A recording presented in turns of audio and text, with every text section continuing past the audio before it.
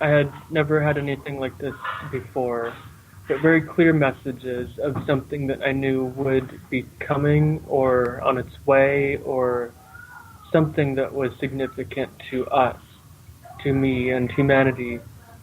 And that's why I was given these messages. Otherwise, if it was just going to pass somewhere else, it wouldn't be relevant. And throughout 2018, I was given more messages. And first of all, I went to New Zealand for 6.5 weeks, from the middle of February to early April. And that was for a college study abroad field trip. That wasn't UFO related necessarily, but at least they didn't give you credit for it, right? Yeah, no, I don't think so. But I came back, and not long after I got back from New Zealand, I went to a singing bowl concert. And Did you say singing bowl? Yeah, singing bowl, like Tibetan singing bowls. Singing bowls. Ring metal bowls. That's why we need to clarify these things. So, like Tibetan. Yeah. So I went to the singing bowl concert. At one point, I got into a deep meditative state while bowls were ringing. And that is when I got telepathic contact from a gray elder, or who I learned to be a gray elder. You have to speak up loudly because people are trying to hear us. That is when the specific telepathic contact came about. Okay. And then it was after that, this elder at the time told me that he wanted to be like a guide and clarifier for me throughout the year and this process of their voyage, of what it means and what would happen and different things. So did you get then the thought or the idea that maybe this gray elder had something to do with this craft, this Oumuamua thing in our solar system? I wasn't sure at first, but yes, I'm sure he was on that. Wow. Okay. Now, by the way, just so we all know, folks, we have 35 minutes to wrap up our story here for the folks on Night Dreams Talk Radio. And then we are going to go longer, of course, on Facebook. We'll invite all the folks on Night Dreams Talk Radio to join us on Facebook Live at UFOI Team. But if we can try to, in the next 35 minutes, get to some real details here for the folks out there, how about? Okay, so this elder's name, I'll call him Mr. M right now until I'm clear that I should specify his name that was given to me. Mr. M. Because there's a degree of anonymity and secrecy that I should maintain here, because these beings, there's different factions. They don't want necessarily to be found by certain others. Okay. So Mr. M was giving me these thoughts and messages throughout the year, and then he was introducing me to other beings that were on this voyage.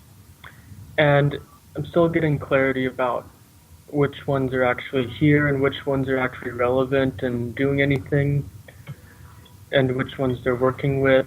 But I got telepathic contact from what I believe was one of the benevolent draconians, definitely a dragon. And really? So there is such a thing, is what you're saying, as benevolent draconians. I didn't know that. Definitely. Interesting. A mantis being. I believe there was a humanoid with them, or humanoids. So the mantis being is interesting because mantis beings are often associated with grays in these experiences and sightings. And it was just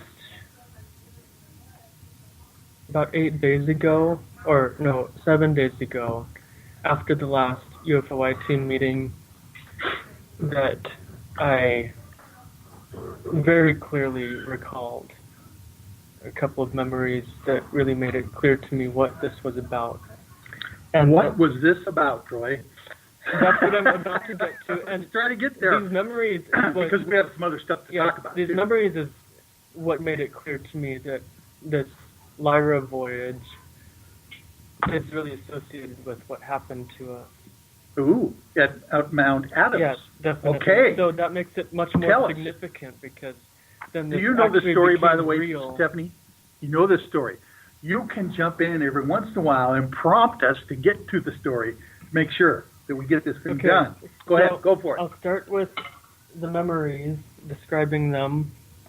The first one was what I call the whiteboard. I think that's an appropriate title for it. It was like, I don't have time to really draw it right now. But no, we don't. It was a very clear... It was definitely in a room of some sort. Yeah, okay. Like maybe, I don't know, just like in a craft perhaps, or a very clear memory of this board. But it wasn't just a square board like we would think of it. It was like a vertical thing, but it was like a vertical rectangular board. I got the sense it was about as tall as a person. Oh. And it was like on a wall or near a wall, or maybe standing on its own, but it had like a top and a bottom part that I got the sense could close together to hide it if it needed to be hidden. Okay. And it had sort of the bottom half of a hexagonal shape in the seam, or what would probably be apparent as a seam if it's closed. Anyway, I saw this board.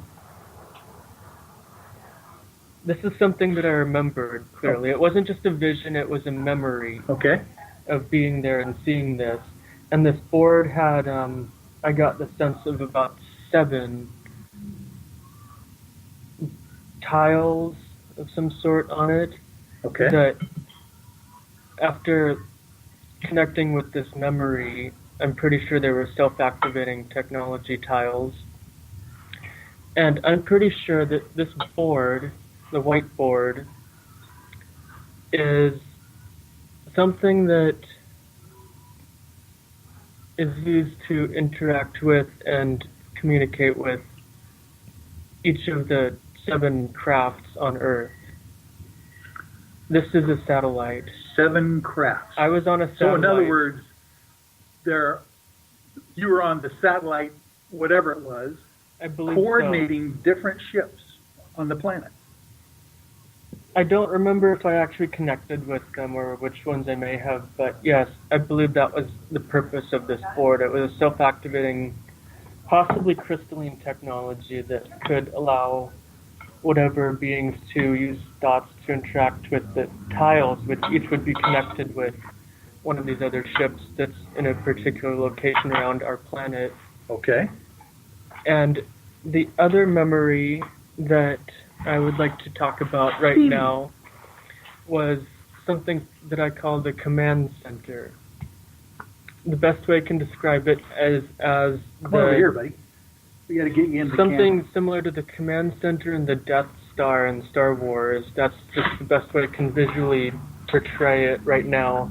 It had the command center being like the Death Star in Star Wars. Yeah, like inside the Death Star, kind of.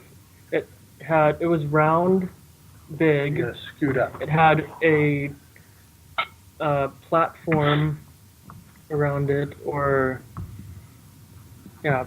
platform around the edges, and there was a circular space in the middle for big enough for multiple like chairs and people to fit in, but that was down in the ground just a little bit, so you could go down like a few steps or something and get down there. Like a sunken lounge. Yes, exactly. And thank you. Yes, that's a good way to describe it, like a lowered lounge area. Uh-huh.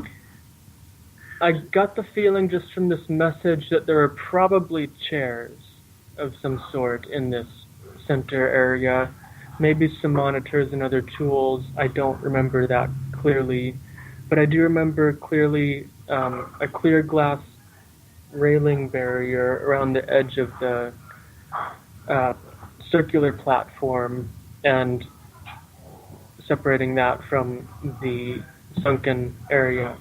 Okay. And what the heck happened there? So that's where this gets interesting. I'm going to keep you on task here, buddy, because we need to get this so that's out. where this gets interesting and beautiful. Thank you. So there was a large round room, windows, clear windows to see everything outside the ship. Oh. And what I saw is space, our solar system. I saw, it was a ways out, but a blue planet with a white moon. And the view that I remember is that there was the blue planet, the white moon a little off to the right.